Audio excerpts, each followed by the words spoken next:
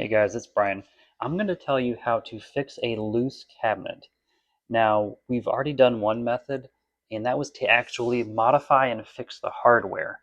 Now, after I did that, I did still notice that it was a little bit loose still, not as bad as it was before. So we're going to fix the actual hole here. So check out that other video. I'm going to end cap that on the end of this video, but stay tuned for that. I'm going to show you how to actually fix this hole that might be causing the looseness here. So first thing we're going to do is we're going to remove the actual hardware here. And we're just going to remove this one central screw here. We don't need to remove these two because that's just going to actually not loosen this. It's going to remove this adjusts the hole size, and I talk about that in the video I'm going to link to at the end. So I'm just removing the bottom one here, same fashion. What actually really helps me with the ground one is I have just something sitting under it that is going to help more when I put the screws back in, so I'm not holding the shelf. I'm not holding it and trying to reposition two different screws. So what I'm going to do, I'm just going to set the shelf off to the side. The different holes here, they didn't seem too loose. But what you'll see other channels say is what I'm going to do is you're going to take, I might do one or two toothpicks. I'm going to use a little bit of wood glue and put them in the hole. I might just do one because this is a small hole. Then you put the screw back in, and that's going to catch on the new wood, re-engaging the threads.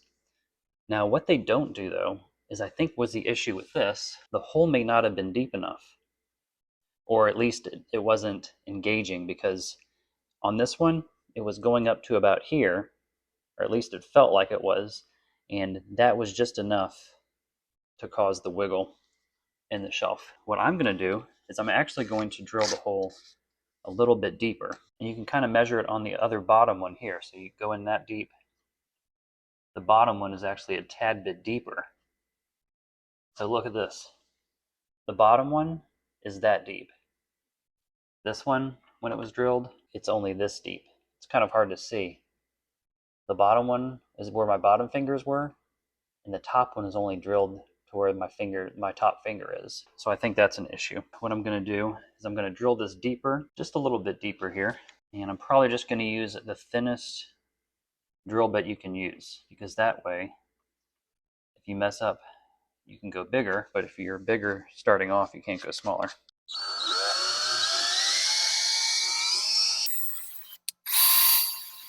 I didn't make this hole any wider, I just made it deeper. And I think that's what the issue was, because it was gripping the sides fine. The screw wasn't coming out when I was trying to pull it. But if it's not going in all the way, you're going to have that wobble at the very end. I'll still add, I think I'll just do one toothpick in. It'll be super tight. What some people say to do, put the toothpick in and then cut it afterwards. I know it goes in this deep, so what I'm just going to do here is just break it. I'm just going to break it right here. And that way I don't have to worry about cutting it afterwards and loosening it up. I've got my wood glue. Just got some Titebond wood glue here. I'm just going to open up the top here. Sometimes that's a little easier. Actually put a little dab. I don't need a ton. I'm just going to run this all around the toothpick. See how I'm doing it like this? I put it on all the sides of the toothpick. Kind of be generous with it. Make that go in there. Now I'm going to go ahead and let this dry, and I'm going to come back. It says to clamp for a minimum of 30 minutes, but it says do not stress joint for 24 hours. It's probably only been about 3 hours. I know you're probably supposed to come ideally the next day, but I don't just want to leave this cabinet off, and I'm kind of being a little bit lazy here, so we're doing it 3 hours. Let's try this out. What I'm going to do is I've got the cabinet here, and I'm going to line up the holes. That's just perfect there. And what I'm doing, if you look down here, I'm just using some random items to prop up this cabinet shelf here. That way I don't have to hold it while aligning two different holes. It just makes things easier. And you could have someone hold it as well. All right, so that top hole's lined up,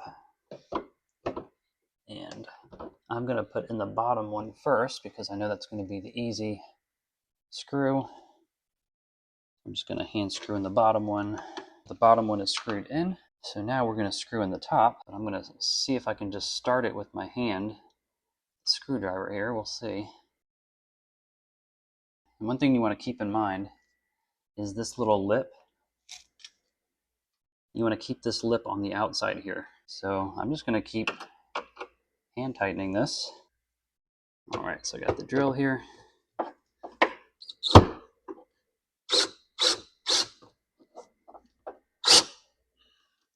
All right, that felt like it went in fairly deep there. So again, what I did here, I just put one toothpick in just because of the size of the hole. You can put more if you need to. I measured it just with my finger, broke it off, put wood glue on the on the toothpick itself, just put it in. I dabbed a little bit more wood glue on the outside to kind of push it in and secure it a little bit more. I waited, just because it's a little bit of wood glue, I waited about 3 hours. I could tell from the outside it was pretty hard. And I hand started the screw. Once I got to the last portion, I drilled it in for maybe half a second. Now let's go ahead and try this out.